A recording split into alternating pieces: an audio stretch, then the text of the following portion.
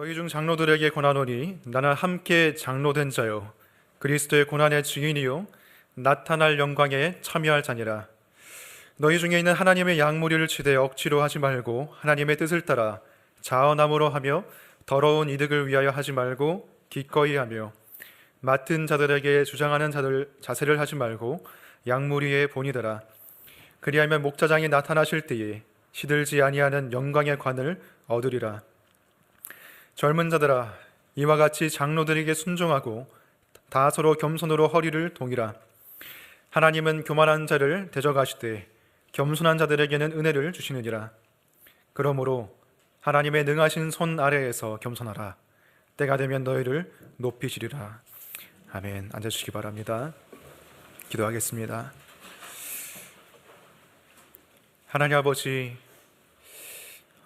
이 성경 말씀을 베드로가 쓰긴 했지만 궁극적으로 그 베드로에게 영감을 주시고 또 그 말씀을 쓰게 하신 분은 성령 하나님이신 줄 믿습니다. 그 성령 하나님께서 이 시간 오늘의 이 말씀 가운데 빛을 비추어 주셔서 또 저희 마음 가운데 빛을 비추어 주셔서 이 말씀을 잘 전하고 깨달을 수 있도록 인도해 주시옵소서. 예수님 이름으로 기도합니다. 아멘. 여러분들에게 한 가지 의외의 사실을 알려드리고 오늘 설교를 시작하고 싶은데요. 그것은 바로 제가 장로라는 사실입니다. 네, 뜬금없죠. 네. 제가 굉장히 젊고 나이가 어리다 보니까 이제 장로라고 생각 못하시는 분들도 있으실지 모르겠는데요. 엄밀히 말하면은 제가 장로입니다. 성경에는 두 가지 종류의 장로가 있습니다. 디모데전서 5장 10절을 보면 잘 다스리는 장로들은 배나 존경할 자로 알되 말씀과 가르침에 수고하는 이들에게는 더욱 그러할 것이니라 라고 되어 있습니다. 이 말씀 보면 다스리는 장로가 있고 그리고 가르치는 장로가 있다는 것을 알 수 있는데요. 다스리는 장로는 교회의 양무리들, 그들을 영적으로 돌보고 또 교회의 중요한 결정 사항에 있어서 교회의 지도자로서 결정권을 행사하고 또 교회를 옳은 방향으로 이끌어가는 그런 지도자 역할을 하는 사람이죠. 그리고 가르치는 장로는 다스림의 역할도 하지만 주로 말씀을 가르치고 그리고 복음을 전하는 그러한 역할을 주로 하는 것이 가르치는 장로이고 이것을 다른 말로 하면 목사 또는 교사라고 합니다. 아무튼 저도 이제 장로이면서 또 목사인 사람인데요. 그렇다고 저를 이제 장로라고 부르시지는 마시고 장로라는 말은 그 말 그대로 나이가 많다는 그런 뜻이에요.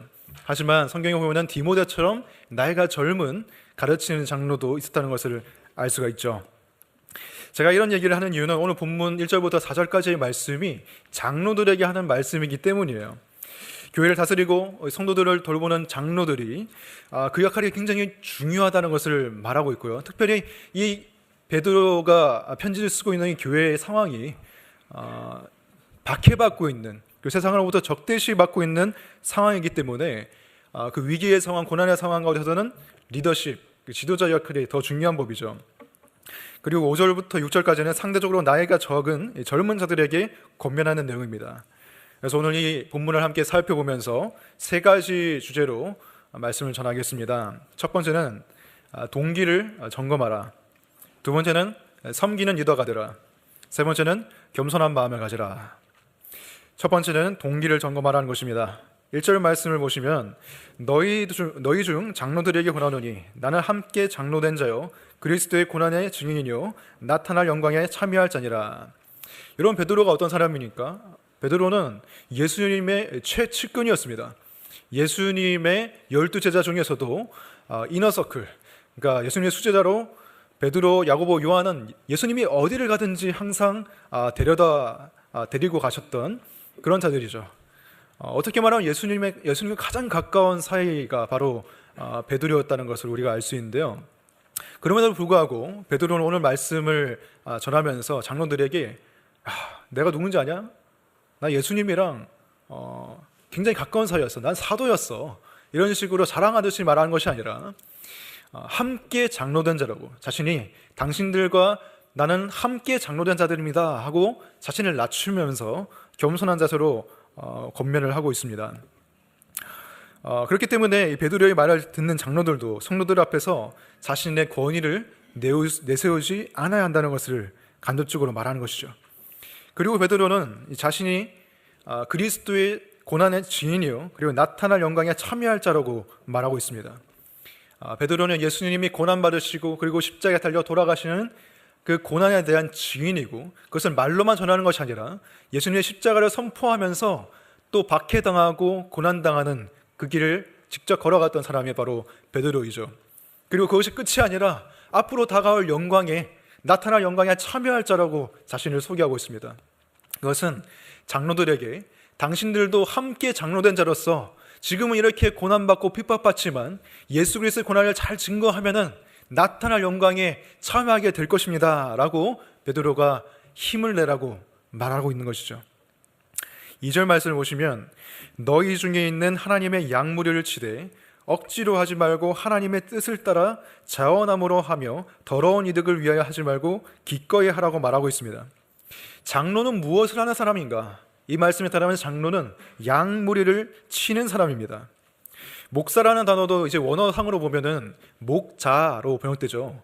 양을 치는 목자가 바로 목사입니다.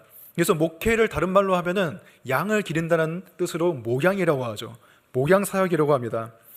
베드로는 장로들에게 이 하나님의 양무리를 치라라고 말하면서 아마 자신의 아주 중요한 경험을 떠올렸을 거예요. 예수님이 부활하시고 갈릴리 호숫가에서 예수님과 함께 아침 식사를 마치고 예수님과 1:1 면담을 베드로가 했었죠. 예수님께서 물어보십니다. 시몬의 아들, 요한의 아들 시몬아, 네가 나를 사랑하느냐? 그렇게 물었을 때 베드로가 대답했습니다. 주님 그러하나이다. 내가 주님을 사랑하는 줄 주님께서 아시나이다. 그리고 예수님께서 말씀하시죠. 내 어린 양을 먹이라. 이러한 대화를 예수님께서 3번이나 반복하셨습니다.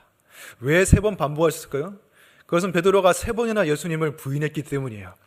그래서 예수님께서 3번 말씀하신 것은 그 베드로의 죄책감을 심화시키기 위해서 하신 것이 아니고요. 베드로가 3번 예수님을 저주한 다음에는 그 3이라는 숫자가 아마 베드로에게는 굉장히 안 좋은 숫자가 됐을 거예요. 누가 이게 3 말만 하면 얘기하지 말라고 했을 거예요. 그 안 좋은 기억을 예수님께서는 3번 다시 예수님에 대한 사랑을 고백하게 하심으로 말미암아 3번 저주한 기억에서 해방되도록 하셨던 것이죠. 그래서 예수님께서 베드로를 회복시키시고 다시금 그에게 사역을 맡기십니다. 내 어린 양을 먹이라, 내 어린 양을 치라 라고 자신의 양무리를 베드로에게 맡기신 것이죠. 이제 베드로는 자신의 시간이 얼마 남지 않았다는 것을 아마 직감적으로 알았을 것입니다. 그래서 장로들에게 양무리를 맡기면서 그 양무리를 치라고, 양무리를 먹이라고 권면했던 것이죠. 베드로는 양무리를 치는 이 목회 사역을 할 때에 동기가 중요하다는 것을 말하고 있습니다. 억지로 하지 말고 하나님의 뜻을 따라 자원함으로 하라고 말하고 있습니다. 그리고 동시에 더러운 이득을 위하여 하지 말고 기꺼이 하라고 말하고 있어요. 어떤 조직에서든지 리더의 모습을 볼 때 좀 안타까운 유형들이 있습니다. 첫 번째는 오늘 말씀에 나온 것처럼 억지로 섬기는 유형이에요. 마음 안에 열정이 없습니다. 어떤 부지런한 마음이 없어요. 그 일에 대한 의미와 열정이 마음속에 굉장히 식어져 있습니다.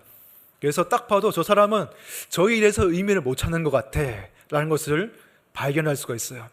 목사가 목회에 대해서 열정을 느끼지 못하고 목회에 대해서 열심을 느끼지 못한다면 아마 점점 더 게을러지고 설교 준비도 좀 대충하게 되고 사람들에 대한 관심도 점점 더 줄어들게 될 것입니다. 그런 것을 보면서 교회 전체도 점점 더 같이 다운되게 되고 분위기가 죽게 되겠죠. 그렇게 억지로 목회 사역을 하게 된다는 것을 본인이 느낀다면 다시 올바른 열정과 동기로 회복시키든지 아니면 자신이 정말 의미와 목적을 느끼는 다른 일을 찾아서 나서야 될 것입니다. 두 번째로 안타까운 모습은 억지로는 하지 않아요. 억지로는 하지 않고 굉장히 열심히 하고 자원하는 마음으로 기꺼이 하는데 그 기꺼이 하는 이유가 무엇이냐? 더러운 이득을 위해서 하는 경우입니다. 하나님을 위해서라고 하지만 실제로 그 마음속에서는 하나님을 위한 것이 아니고 나를 위한 것, 나의 어떤 부유함을 위한, 나의 명예를 위한, 나의 권력을 쌓기 위한 욕심이 가득할 수가 있다는 것이요. 대표적인 경우로는 이제 이단들의 경우를 보면 대표적으로 그런 모습이 많이 나타납니다. 종교적인 언어로 자신을 포장하고 하나님의 권위를 내세우지만 속으로는 양을 위해서 양을 치고 양을 먹이는 것이 아니라 양을 잘 먹여서 내가 그 양을 먹으려고 하는 모습을 보게 되는 것이죠. 이단만 그런 것이 아닙니다. 목회자들도 잘못하면 똑같이 그렇게 이단처럼 잘못된 더러운 이득에 빠질 수가 있어요. 많은 목회자들이 돈에 대한 욕심에 빠집니다. 그들은 아니라고 할지 모르지만 그들이 하는 일, 그들의 하는 행동을 보면 그들의 실질적인 마음이 돈에 가 있다는 것을 알 수가 있어요. 심지어는 목사가 되기 전부터, 전도사 시절부터 내가 어느 교회를 섬길까 고를 때 사례비를 많이 주는 교회, 장학금을 많이 주는 교회만 딱딱 골라서 가는 분들이 간혹 가다가 있습니다. 이제 그런 마인드가 계속되다 보면은 항상 돈이 우선시가 되고 돈이 1차적인 목표가 되는 것이죠. 디모데전서 3장을 보면은 바울이 목사는 이런 사람이 되어야 된다라는 것을 자격을 쭉 나열하고 있는데요. 그 마지막에 돈을 사랑하지 않아야 한다고 말하고 있습니다. 물론 목사에게도 돈이 필요하죠. 교회는 목사가 돈에 구애받지 않고 지나치게 염려하고 생활에 근심하지 않도록 목회자 생활에 지장을 주지 않도록 일정한 사례비를 지급해야 됩니다. 하지만 돈은 어디까지나 복음을 전하기 위해 필요한 것이고 그 복음을 전하기 위한 생계를 유지하는 수단에 불과하지 목회의 목적이 되어서는 안 된다는 것이죠. 돈이 목적이 된다면 목사의 목회도 굉장히 왜곡되고 달라질 것입니다. 어떤 사람이 돈을 많이 낼까? 어떤 사람이 헌금을 많이 낼까? 그래서 헌금을 많이 낼 것 같은 부유한 사람한테는 한 번 찾아갈 것도 두 번 찾아가고 헌금을 많이 안 낼 것 같은 사람은 떠나고도 붙잡지 않는 그런 목회를 하게 된다는 것이죠. 그래서 점점 더 그 교회는 점점 더 돈 많은 사람들만 모이는 교회가 될 것이고 가난한 사람들은 발붙일 수 없는, 그리고 중직자들 뽑을 때도 헌금을 많이 하는 사람만 중직자에 세우는 그런 이상한 형태의 교회가 되게 될 것입니다. 그런 것들을 보고 믿지 않는 사람들이 교회를 많이 욕합니다. 특히 교회를 조롱하면서 이런 말을 해요. 주 예수가 무슨 뜻인지 아냐? 주식회사 예수다. 주한데 가로를 치고 주가 있어요. 교회를 보면은 이게 회사인지 아니면 이익을 추구하는 집단인지 정말 복음을 전하는 집단인지 모르겠다는 것입니다.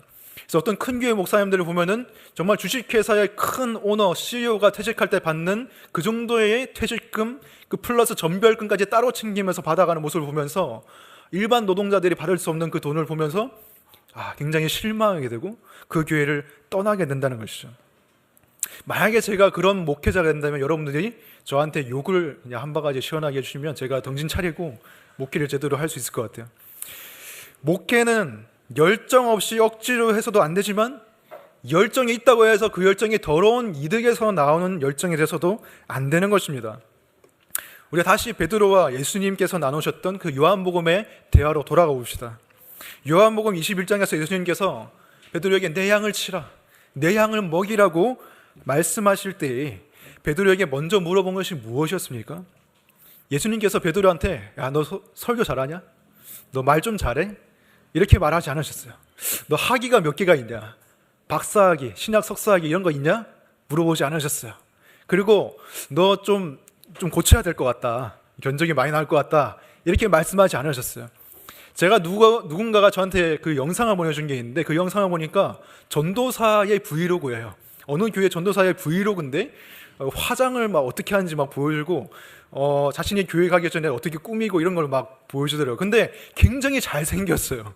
진짜 아이돌같이 생겨가지고 그 밑에 댓글을 보니까 나 무신론자인데 진지하게 교회 가는 걸 고민해봐야 될 듯, 뭐 어떻게 교회 사모가 될 수 있어요? 뭐 이런 거를 물어보더라고요. 그런 걸 보면서 나는 여기에 소망을 둬서는 안 되겠구나, 설교 준비를 열심히 해야겠구나, 그런 생각을 많이 했어요. 근데 설교 준비하는 것, 설교를 잘하는 것, 그것도 예수님께서 물어보신 게 아니었어요. 예수님께서 베드로에게 물어보신 건 단 한 가지였습니다. 그것이 무엇이었습니까? 네가 나를 사랑하느냐, 이 한 가지를 물어보셨습니다. 설교 잘하고 뭐 돈이 있고 뭐 학력이 있고 스펙이 빵빵하고 잘생기고 아무리 그래도 예수 그리스도를 사랑하지 않으면 이 사역의 길을 갈 수 없다는 것을 예수님께서 말하고 계시는 거예요. 이 사랑함 없이 모든 것을 하는 것은 사도 바울이 말하기를 아무 유익이 없는 것이라고 말했습니다. 내가 내 몸을 불사르게 내줄지라도, 불태우듯이 내줄지라도 사랑이 없으면 아무 의미가 없고, 사랑이 없으면 내게 아무 유익이 없다고 말하는 거예요. 예수님을 사랑하는 마음이 없이 어떤 일이든지 그것이 더 많이 성공하면 성공할수록 자신에게는 더 큰 실패로 돌아올 것입니다. 하나님을 사랑하지 않고 하는 것이라면 무엇을 사랑하며 사는 것입니까? 결국에는 자기를 사랑하며 사는 것이에요. 하나님의 이름을 위해서 하지 않는 것이라면 결국 자신의 이름을 위해서 하는 것입니다. 자신의 이름을 내기 위한 바벨탑을 높이 더 높이 더 높이 더 웅장하게 쌓아갈수록 그 무너짐은 더 심해지는 것이에요. 예수 그리스도를 사랑한다는 것이 무엇입니까? 그리고 그것을 어떻게 얻을 수가 있습니까? 그것은 그리스도께서 우리를 사랑하시는 것을 알게 되면 우리도 저절로 사랑하게 됩니다. 요한일서 4장 19절 보시면 우리가 사랑하면 그가 먼저 우리를 사랑하셨음이라고 말합니다. 그가 먼저 우리를 사랑하시는 것이 얼마만큼인지 우리를 깨닫게 된다면 우리는 그분을 사랑하게 될 것이고, 그 사랑하는 마음으로 성도들을 섬기게 될 것이고, 예수 그리스도를 사랑하는 마음으로 목회를 하게 될 것입니다. 이것은 단지 목회자에게 해당되는 것만은 아닙니다. 여러분들이 케어그룹 리더로 섬길 때, 성가대로 섬길 때, 주일학교 교사로 섬길 때, 차양대로 섬길 때, 여러 가지 모습으로 교회 안에서 섬길 때에 이것을 먼저 물어보시기 바랍니다. 예수님의 질문을, 네가 나를 사랑하느냐? 이 질문에 답할 수 있어야만이 우리가 진정한 섬김을 해나갈 수가 있을 것입니다. 두 번째로는 섬기는 리더가 되어야 됩니다. 3절 말씀을 보시면 맡은 자들에게 주장하는 자세를 하지 말고 양무리의 본이 되라고 말하고 있습니다. 2절 말씀이 목회의 동기에 대해서 말씀하는 것이라면 3절 말씀은 목회의 자세에 관한 것입니다. 여기에서 주장하는 자세라는 것은 지배하려는 자세, 위에서 왕처럼 군림하려는 자세를 말합니다. 마치 목사가 자신이 왕이라도 된 것처럼 교만한 자세를 취해서는 안 된다는 것입니다. 예전에 어떤 모 교회의 모교회에 대한 취재 영상을 봤는데 그 교회는 목사님이 정말 왕 같은 존재였어요. 목사님이 자택에서 출발해서 교회로 차량을 타고 이동하실 때 사람들이 대기하고 있습니다. 교회 앞마당에서 중직자들과 봉사하시는 분들이 무전기를 차고 목사님 자택에서 출발했습니다. 오버. 목사님 1번 구역을 지나치셨습니다. 목사님의 차량이 2번 구역을 지나셨습니다. 목사님의 차량이 앞마당까지 왔습니다. 앞마당 통제. 앞마당 목사님 차량이 지나가면 다시 다른 차량이 오도록 진입하도록 허락하세요. 이런 식으로 하더라고요. 그래서 목사님이 차에 딱 내리면은 다 도열해가지고 목사님이 그 사이로 지나가시면서 이렇게 굉장히 왕처럼 행차하시는 그런 모습을 봤는데, 여러분, 목사가 과연 그런 존재입니까? 예수님께서 예루살렘 성에 입성하실 때에 예수님께서는 나귀를 타셨습니다. 근데 목사님들은, 큰 교회 목사님들은 고급 승용차를 타고 가세요. 예수님께서는 세리와 죄인들의 친구였습니다. 아무나 와서 어린아이도 예수님을 만질 수 있고 예수님의 품에 안길 수 있었어요. 근데 아주 위대하신 그런 왕 같은 목사님들을 보시면은 만나려면 대기 명단을 타야 되고, 그리고 비서한테 접수를 해야 되고, 큰 복도를 지나서 문과 문을 지나서 목사님을 만나야 돼요. 목사님의 말은 무조건 진리입니다. 무조건 아멘으로 응답해야 되고, 목사님의 설교에 조금이라도 비판하거나 목회 방침에 조금 이렇게 수정해야 된다는 의견을 제시하면 후폭풍을 기대해야 돼요. 물론 요즘에는 많은 목사님들이 탈권위적인 모습을 보입니다. 하지만 제가 어렸을 때만 해도 교회 안의 모습을 보면 교회가 너무 수직적이었어요. 그리고 교회가 마치 약간 군대 같은, 계급이 있는 것 같은 그런 생각이 들 때도 많았습니다. 가장 밑에 계급은 새신자 그룹, 아무것도 몰라요. 처음 들어와가지고. 그래서 기독교의 기본 진리 같은 것을 배우고 일정 새신자 교육을 이수하면 등록교인이 되는 거죠. 레벨 2는 등록교인이에요. 등록교인도 근데 편하게 신앙생활 하면 안 됩니다. 봉사하고 경험치를 쌓고 열심히 이제 눈도장을 찍어가지고 열심히 프로그램을 이수해가지고 그 다음 단계로 가야 돼요. 그 다음 단계는 뭡니까? 안수집사. 안수집사가 돼도 실수 없습니다. 열심히 교회를 섬기면서 그 다음 레벨로 가야 됩니다. 그 다음 레벨은 무엇입니까? 장로. 장로가 돼도 저는 장로가 끝이 아니라고 생각했어요. 왜냐하면 목사님들이 너무 약간 이렇게 카리스마가 있으시고 리더십이 강하시다 보니까 저는 교회의 이 피라미드의 최정점에 목사가 있다고 생각할 정도였어요. 물론 제가 그래서 목사가 된 것은 아닙니다. 그러니까 보니까 이게 교회가 군대인지 아니면 뭐 회사에서 승진하는 체계가 있는 건지 착각할 정도로 교회가 수직적이고 서열이 있는 것처럼 느껴졌다는 거예요. 근데 제가 신학교에 들어가서 교회 직분에 대해서 공부하면서 그런 것들이 많이 깨졌습니다. 아, 교회의 직분은 서열이 아니구나. 교회의 직분은 레벨업 하는 게 아니구나. 교회의 직분은 그냥 은사대로 자기가 잘하는 것을 섬기는 것이구나. 역할 분담을 하는 것일 뿐이구나. 장로는 다스리는 것을 잘하는 것이기 때문에, 리더십의 은사가 있기 때문에 장로를 하는 것이고, 집사님들은 교회의 전반적인 업무를 잘 맡으시는, 또 행정적인 또 은사가 있으신 분들은 또 집사님 하실 수 있는 것이고, 찬양을 잘하면 찬양팀을 하고 환영을 잘하면 환영팀을 하는 것이지, 그 사이에 서열이 있거나 레벨이 계급이 있는 것은 아니라는 것을 제가 알게 됐습니다. 고린도전서 12장 말씀을 보면 바울이 설명해 주고 있어요. 직분은 서열이 아니다. 직분은 여러 가지나 주는 같다. 하나의 주가 계시고 가장 높으신 분 밑에는 다 수평적인 거예요. 역할만 다른 것입니다. 그리고 몸은 하나인데 많은 지체가 있고 몸의 지체가 많으나 한 몸인 것 같이 그리스도 그러하니라. 눈, 코, 입, 손과 발 다 여러 가지 지체가 있지만 서열이 있는 것이 아니라 다 귀중한 그리스도의 몸이라는 것입니다. 교회는 목사 밑으로 줄 서는 게 교회가 아니에요. 그리스도께서 모퉁이 돌이 되시고 그 모퉁이 돌을 중심으로 다른 돌들이 연결되는 것이 교회입니다. 물론 목사는 존중받아야 되고 목사와 장로는 권위가 있는 직분이에요. 하지만 목사가 그 직분이 권위가 있고 존중받아야 되는 이유는 무엇입니까? 목사 그 자체 개인에게 권위가 있는 것이 아니라 목사가 전하는 하나님의 말씀이 권위가 있기 때문에 그 말씀의 권위 아래 사람들이 존경을 표하고 존중하는 것입니다. 목사님을 무시하고 목사님의 권위를 업신여긴다면 그것은 오히려 성도들에게 손해입니다. 왜냐하면 목사님을 싫어하고 목사님을 무시하게 되면 그 목사님의 입에서 나오는 하나님의 말씀이 마음에 받아들여지지 않게 돼요. 물론 그것을 위해서 목사님들이 먼저 애써야 되는 것은 있지만, 목사님을 싫어하고 안 좋아하고 무시하는 마음이 있으면 말씀이 은혜가 안 되고 말씀의 권위에 복종하기가 힘들어지게 되는 것입니다. 그런 의미에서 성도님들이 목사를 존중하는 것입니다. 그리고 목사는 성도들이 그런 의미에서 자신을 존중하는 것을 알고 성도들에게 군림하는 자세를 취해서는 안 되고 하나님 말씀 아래 자신을 두어야 될 것입니다. 다음으로 양무리의 본이 되어라고 베드로가 말하고 있는데요. 양무리의 본이 되는 것이 무엇입니까? 여러분, 보스와 리더의 차이점이 무엇인지 아십니까? 보스와 리더라는 책도 있던데, 보스는 어떤 사람이냐면 자신은 앞에 나서지 않으면서 뒤에 서가지고 다른 사람들을 앞에 세우고 명령만 내리는 사람. 리더는 누구입니까? 리더는 나를 따르라고 하면서 앞에서 직접 이끌고 가면서 모든 위험을 책임을 자신이 감수하면서 나아가는 사람이 리더입니다.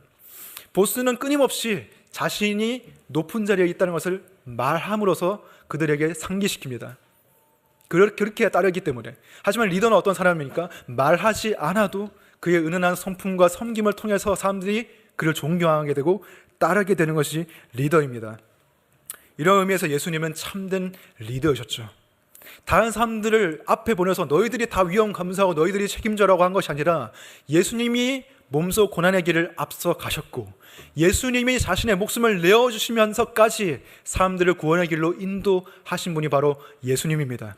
그래서 요한복음 10장을 보면 예수님께서는 나는 나의 목숨을 내어주는 선한 목자다라고 말씀하고 계십니다. 이것이 모든 리더가 따라야 할 본이라는 것이죠. 마태복음 20장에서는 예수님께서 그리스도인이 어떤 리더십을 가져야 하는지 말씀하고 계세요. 예수님께서 제자들을 불러다가 말씀하셨습니다. 이방인의 임금들과 왕들은 마음대로 자기의 권세를 부리고 사람들을 다스리려고 하고 군림하려고 한다. 하지만 너희들은 그렇게 되지 말아야 한다. 예수 그리스도의 제자들은 어떤 사람이 되어야 하느냐? 누구든지 크고자 하거든 섬기는 자가 되고 누구든지 으뜸이 되고자 하거든 종이 되어야 한다는 것입니다. 여러분, 이 말씀을 오해하시면 안 됩니다. 으뜸이 되기 위해서는 종이 되면 그러면 그 종된 모습을 보고 나중에 나를 으뜸으로 세워주겠지라고 말하는 게 아니고요. 그런 말씀이 없어요. 여기서는 으뜸이 되고 싶냐? 그럼 그 싶은 마음을 버리고 종이 되라고 말하고 있습니다. 크게 되고 싶냐? 그럼 크게 되고 싶은 마음을 버리고 섬기는 자가 되라 라고 말하고 있습니다. 이러한 모습을 보여주신 분이 예수님이고, 이것이 바로 섬김의 리더십입니다. 다른 말로 하면 서번트 리더십이라고 하죠. 이것을 리더십 학문에서는 어떤 사람이 이걸 잘 정리해가지고 서번트 리더십, 섬김의 리더십이라는 그 이론을 만들어냈는데요. 그 이론이 어디에서 영감을 받았냐면은 헤르만 헤세라는 그 독일 문학가 아십니까? 그 사람이 동방술래라는 그 소설을 지었는데, 그 소설에 보면은 그 이야기가 이렇습니다. 어떤 한 무리의 순례단이 있어요. 그 순례단이 동방을 향해서 순례길을 가게 됩니다.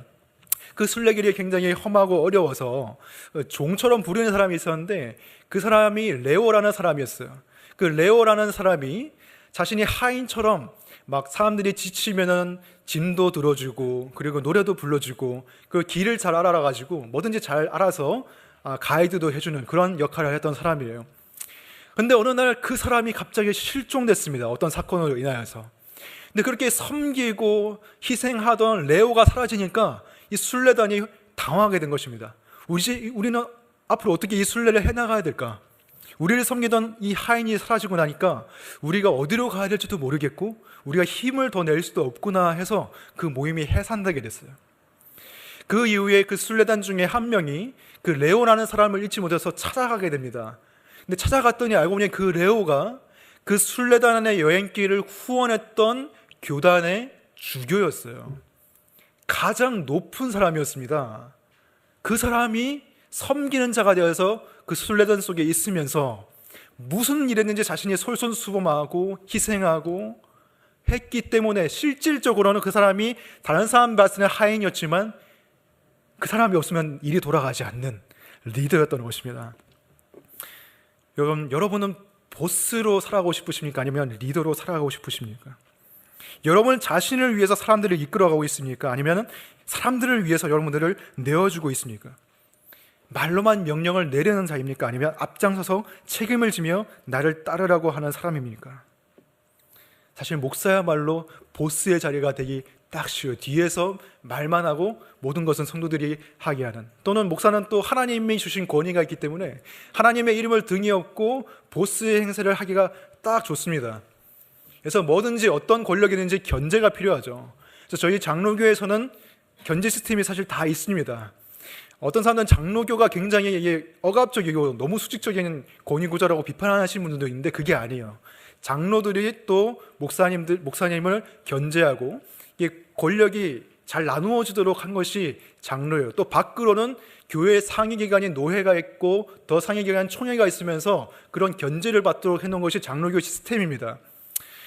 근데 이것이 잘 돌아가지 않게 되는 경우가 또 많아요. 왜냐하면 목사님들이 자신이 말 잘 듣는 장로만 선별해서 세우면 견제가 안 돼요. 여러분, 이런 견제 시스템보다 더 중요한 것은 목사 스스로가 말씀 앞에 깨어서 말씀의 견제를 받는 것입니다. 그 말씀의 견제를 받으면 하나님 말씀이 목사에게 말해줄 것입니다. 너는 왕이 아니야. 너는 보스가 아니야. 너는 예수님처럼 섬기는 자가 돼야 돼. 오늘 말씀 2절에서도 하나님의 약물이라고 되어 있습니다. 목사의 약물이가 아니라 하나님의 약물이를 목사에게 맡긴 것입니다. 자신의 소유가 아니에요. 목사에게 맡겨진 양은 하나님의 것입니다. 그리고 4절 말씀을 보시면 그리하면 목자장이 나타나실 때 시들지 아니하는 영광의 관을 얻으리라고 되어 있습니다. 진짜 목자는 따로 있다는 것입니다. 목사도 목자이지만 그 목사는 부목자이고 진짜 목자는 예수 그리스도, 그분이 목자장이시고 그분이 나타나실 때 섬기는 리더로서 잘 섬긴 목자에게는 영광의 관, 썩지 아니하는 관을 주실 것이라는 말씀입니다. 여러분, 그런 의미에서 성도들도 목사만을 너무 바라봐서는 안 됩니다. 진정한 목사는 따로 있습니다. 목자장이신 예수 그리스도를 바라봐야 됩니다. 목사님들도 인간이에요. 목사님에게도 실망할 만한 점들이 많이 있을 것입니다. 목사님이 잘못해도 여러분들 너무 크게 실망하지 마세요. 왜냐하면 진짜 목자장이 따로 있기 때문입니다. 사람만 바라본다면 실망하여 교회를 떠날 수밖에 없을 거예요. 하지만 진정한 목자장을 바라본다면 여러분들이 실망하지 않을 것입니다. 여러분, 목사는 분명히 중요한 직분이죠. 하지만 목사에게 너무 의존하는 신앙생활은 하지 마시기 바랍니다. 목사가 해주는 하나님 말씀만 듣는다든지, 목사가 해주는 기도만 듣는다든지, 그것은 중세시대예요. 중세시대에는 그 사람들이, 일반 성도들이 성경도 스스로 읽을 수 없었고, 스스로 성경을 해석할 수도 없었고, 심지어 스스로 기도하려고 해도 그런 것들이 어려움이 많았습니다. 하지만 베드로는 말하고 있죠. 너희는 왕 같은 제사장이다. 목사만 제사장이 아니라 모든 성도들이 제사장이기 때문에 그 개개인이 하나님께 직접 나아갈 수 있다고 가르치는 것이 바로 우리 개신교회의 원리입니다. 만인 제사장입니다. 목사에게 너무 의존하지 마세요. 목사님의 역할이 중요하지만 여러분들이 직접 성경을 읽고, 직접 성경을 해석하고, 직접 기도로 하나님께 나아가고, 직접 하나님께 예배하세요. 목자장은 따로 있습니다. 그 목자장을 궁극적으로 의지할 때 여러분들이 신앙생활에 있어서 큰 유익을 얻을 수 있을 것입니다. 세 번째로, 겸손하게 순종하라. 겸손한 마음을 가지라. 5절 말씀 보시면, 젊은 자들아 이와 같이 장로들에게 순종하고 다 서로 겸손으로 허리를 동이라. 하나님은 교만한 자를 대적하시되 겸손한 자들에게는 은혜를 주시느니라. 이제 베드로는 나이 든 장로님들에게 말하는 것을 그치고 비교적 젊은 층의 무리들, 젊은 자들에게 권면하고 있습니다. 젊은 자들은 장로들에게 그 권위에 순복해야 된다고 말하고 있습니다. 베드로전서에서는 계속해서 이 권위의 문제를 다루고 있습니다. 정부의 권위에 어떻게 순종해야 되는가, 일터에서 상사의 권위에 어떻게 순종해야 되는가, 가정에서 남편의 권위에 어떻게 순종해야 되는가, 이제는 교회 안에서 장로들의 권위에 어떻게 순종해야 되는가라고 말하고 있어요. 장로들의 권위에 왜 순종해야 되는가? 아까도 말씀드렸던 것처럼 장로 개개인이 존중받을 만한 사람이어서가 아니라 하나님이 그에게 권위를 주셨기 때문에, 그리고 그가 가르치는 말씀에 권위가 있기 때문에 젊은 자들이 순종해야 되는 것입니다. 권위에 순종하는 문제에 있어서 중요한 것은 겸손한 마음입니다. 자신이 기꺼이 낮은 데 처하고자 하는 겸손한 마음이 없이는 이 권위에 순종할 수가 없을 거예요. 그래서 베드로는 젊은 자들에게 겸손으로 허리를 동이라고 말하고 있습니다. 허리를 동이라는 것을 원어상으로 보면 옷을 입다, 또는 앞치마를 허리에 두르다, 이런 뜻을 가지고 있는데요. 여러분, 앞치마를 왜 두릅니까? 요리할 때 양념도 묻고 옷에 기름도 틀 수 있으니까 더러운 것에서 보호하기 위해서 앞치마를 이렇게 두르는 것입니다. 마찬가지로 겸손으로 여러분들이 허리를 동일 때에 다른 모든 죄에 대한 방어막을 치는 것입니다. 겸손의 앞치마를 우리가 허리를 동여야 되는 것이죠. 겸손이야말로 기독교인이 가질 수 있는 가장 큰 미덕입니다. 반대로 그 반대인 교만은, 겸손의 반대편에 있는 교만은 가장 큰 악이라고 할 수 있습니다. 왜냐하면 교만이 모든 죄의 뿌리이기 때문이에요. 베드로는 잠언 3장 34절을 인용하면서 이렇게 말합니다. 하나님은 교만한 자를 대적하시되 겸손한 자들에게는 은혜를 주시느니라. 여러분이 하나님을 대적하고 싶으십니까? 그럼 교만하시면 됩니다.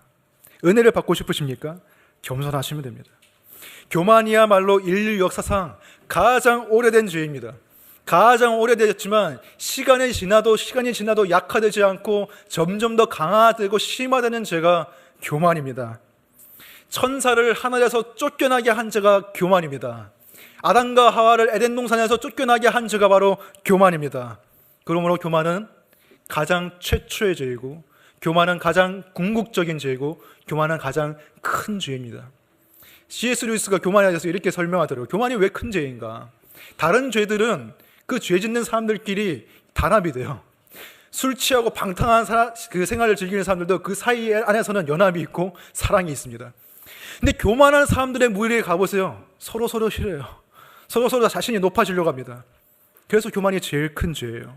다른 사람들을 깔보고 무시하는 것이 교만의 본질이기 때문입니다. 교만이 진짜 위험한 이유는 교만을 원동력으로 해서 심지어는 선한 일을 할 수 있기 때문입니다. 다른 사람들보다 우월해지고 싶은 그 열망으로, 그 동기로서 선한 일, 경건해 보이는 일들을 할 수가 있다는 거예요. 누가복음 18장을 보시면 예수님이 바리새인과 세리의 비유를 드셨는데요. 제가 이 관련 말씀에는 안 적어놨습니다. 제가 나중에 설교를 수정해서. 그래서 한번 찾아보세요. 성경을 가지고 있으면 찾아보시고 어플로도 찾아보시기 바랍니다. 중요한 말씀이기 때문에. 신약 126쪽에 있는 누가복음 18장 10절을 보시면 10절부터 보시면 11절에서 바리새인이 이렇게 기도합니다. 하나님이여, 나는 다른 사람들 곧 토색, 불의, 간음을 하는 자들과 같이 아니하고 이 세리와도 같이 아니함을 감사하나이다. 나는 1회에 2번씩 금식하고 또 소득의 11조를 드리나이다. 여러분, 이 바리새인이 하는 말을 보세요. 바리새인은 자신의 선한 행동들을 나열하고 있습니다. 나는 11조를 했습니다. 나는 다른 사람 것을 속여 빼앗지 않았습니다. 간음하지 않았습니다. 다 좋은 일들이죠. 다 선한 일들이죠. 칭찬받을 만한 일들이죠. 존경받을 만한 일들이죠. 하지만 사탄은 이러한 생각을 하고 있습니다. 우리의 마음속에 교만이라는 가장 큰 죄를 집어넣을 수만 있다면 그가 어느 정도의 선은 행할 수 있도록 허락해 주겠다. 그 정도의 자유는 내가 주지. 왜? 교만이 빅딜이고 다른 것들은 스몰딜이기 때문에, 스몰딜은 내주고 빅딜인 교만의 죄를 범죄하게 하겠다는 것입니다. 여러분, 바리새인의 말을 보면 교만의 핵심을 알 수 있습니다. 교만의 핵심은 다른 사람과 비교하는 것입니다. 바리새인들이 이렇게 말하죠. 나는 다른 사람과 같지 않습니다. 더더욱이 이 나쁜 놈, 이 세리와는 나는 더더욱 근본적으로 다른 사람입니다 라고 말하고 있습니다. 교만은 언제나 다른 사람과의 비교를 통해서 나오는 거예요. 사람들이 자신이 그냥 똑똑하고 자신이 돈 잘 벌고 자신이 잘생긴 걸 자랑하는 게 아니에요. 사람들은 내가 남보다 더 똑똑하고 남보다 더 돈 많이 벌고 남보다 더 잘생긴 것을 자랑하는 것입니다. 그게 교만입니다. 한편으로 가짜 겸손 또한 다른 사람들과의 비교에서 나오는 것이죠. 세상 사람들 뿐만이 아니라 크리스천들이 우리가 일상생활 속에서 하는 겸손은 가짜 겸손일 때가 많습니다. 사람들이 나를 치켜 세워줄 때 저는 그 정도는 아닙니다. 한참 멀었죠 라고 말을 하지만 나는 한참 멀었습니다. 나는 정말 그 정도 되는 사람이 아닙니다 라고 말하면서도 여전히 건강한 자존감을 유지할 수 있는 이유는 무엇입니까? 내가 한참 먼 그 사람인데도 불구하고 나보다 더 낮은 단계에 있는 사람이 있기 때문에 나는 자존감을 유지할 수가 있는 거예요. 그리고 우리가 하는 이 겸손이라는 것은 예의상의 겸손입니다. 문화가 만들어낸 겸손입니다. 예의가 없으면 문명화가 덜 된 사람이기 때문에 무시받게 되죠. 겸손의 가장을 하는 것도 결국에는 내가 겸손이라는 양식이 있는 사람, 예절이 있는 사람이기 때문에 나는 더 우월한 사람이야 라는 것을 나타내기 위해서 우리는 겸손을 나타냅니다. 그러나 우리는 세리의 기도를 통해서 겸손이 무엇인지 알 수 있습니다. 누가복음 18장 13절에서 세리가 이렇게 기도합니다. 세리는 멀리 서서 감히 눈을 들어 하늘을 쳐다보지도 못하고 다만 가슴을 치며 이르되 하나님이여 불쌍히 여기소서 나는 죄인이로소이다. 세리는 이렇게 말하지 않았어요. 주님, 저는 저 바리새인에 비하면 죄인입니다. 저는 저보다 약간 돈을 덜 거든 세금을 덜 거든 저 세리에 비하면 나는 좀 더 죄인입니다 라고 말하지 않았어요. 세리는 하나님이여 나를 불쌍히 여기소서 말하고 있습니다. 하나님 앞에서 나는 죄인이다. 다른 사람들과 비교했을 때 나는 죄인이 아니라 하나님 앞에서 나는 죄인이다 라고 말하고 있어요. 그게 진짜 겸손입니다. 그래서 베드로는 오늘 말씀에서 이렇게 말하고 있죠. 하나님의 능하신 손 아래에서 겸손하라. 사람들 앞에서 겸손한 게 아니라 하나님 아래에서, 그 손 아래에서 겸손하라고 말하고 있습니다. 여러분, 이 본문에서 쓰인 겸손하라는 단어의 원뜻이 무엇인지 아십니까? 그렇게 좋은 뜻은 아닙니다. 상당히 기분 나쁜 뜻이에요. 다른 사람을 내리누르다, 굴욕을 주다, 이런 뜻이에요. 겸손하라라는 뜻은 무엇입니까? 다시 말하면 굴욕을 받아라, 낮은 데 처하라, 이런 말씀입니다. 예의상 우리가 겸손을 차리는 게 아니고요. 이 원어상의 뜻에 가장 적합한 성경의 장면은 바로 예수 그리스도의 십자가 장면입니다. 기분 좋은 장면이 아니에요. 기분 좋은 낮아짐이 아닙니다. 우리가 그 십자가를 좀 더 용기 있게, 좀 더 객관적으로 두 눈을 부릅뜨고 그 십자가를 바라본다면 기분이 좋을 수가 없어요. 예수님 조롱받으셨습니다. 침뱉음을 당하셨습니다. 뺨을 맞으셨습니다. 벌거벗김을 당하시고 수치스럽게 그 십자가에 달리셨습니다. 그게 진짜 겸손의 의미입니다. 기분 좋은 의미가 아니라 정말 말 그대로 굴욕당하고 낮아지는 모습. 그 십자가 안에서 우리는 우리의 모습을 볼 수 있어야 됩니다. 예수님이 왜 십자가에 달리셨습니까? 내 죄 때문에, 내가 굴욕을 당해야 될 것을 예수님이 당하셨기 때문에. 그 십자가를 똑바로 쳐다볼 때 우리는 우리가 그 십자가에 함께 못 박히겠다는 사실을 볼 수가 있어야 됩니다. 동시에 우리는 그 십자가를 바라볼 때 우리의 한없는 가치, 우리의 무한한 가치를 발견하게 됩니다. 그 십자가를 왜 지셨습니까? 그 보혈을 왜 흘리셨습니까? 우리 때문이었습니다. 그 보혈의 가치가 바로 우리의 가치고 그 십자가의 죽음의 가치가 바로 우리의 가치이기 때문에 십자가를 바라볼 때 우리는 객관적으로 우리가 얼마나 굴욕적인 존재인지, 객관적으로 우리가 얼마나 악한 존재이고 죄가 많은 존재이고 약한 존재인지 볼 수 있을 뿐더러 동시에 우리는 우리가 하나님의 아들이고 우리가 무한한 가치를 지닌 존재라는 것을 그 십자가에서 보게 되는 것입니다. 베드로는 말합니다. 하나님의 능하신 손 안에서 겸손하라. 때가 되면 너희를 높이시리라. 그 때가 올 것입니다. 하나님께서 우리를 높여주실 때가. 근데 저는 이 때를 조금 다르게 해석하고 싶습니다. 하나님께서 우리를 높여주신 때, 그때는 우리가 십자가를 바라보는 때라고 생각합니다. 그 십자가를 바라볼 때 나의 한없이 낮아짐을 바라보는 동시에 우리는 높아질 것입니다. 이미 높아진 그리스도 안에서 구원받은 우리의 높은 신분, 영광스러운 신분을 보게 될 것입니다. 여러분, 그 십자가 안에서 우리는 자유를 얻을 수가 있습니다. 이제는 나의 약함이 좀 드러나도 우리는 개의치 않을 수가 있어요. 그래, 난 약한 사람이야. 하지만 나는 하나님 안에서 존귀한 사람이야. 누가 나를 비판해도 겸허히 더 겸손하게 수용할 수 있어요. 그래, 난 정말 그렇게 나쁜 사람이야. 정말 그렇게 죄인이야. 그래, 내가 수정할게. 하지만 여전히 변치 않는 자존감, 자기 가치를 하나님 안에서 가지고 있는 것입니다. 여러분, 십자가를 바라보십시오. 그 십자가를 바라볼 때 여러분이 왜 섬겨야 하는지 보게 될 것입니다. 예수님을 사랑하기 때문에 섬겨야 된다는 것을 알 수 있을 것입니다.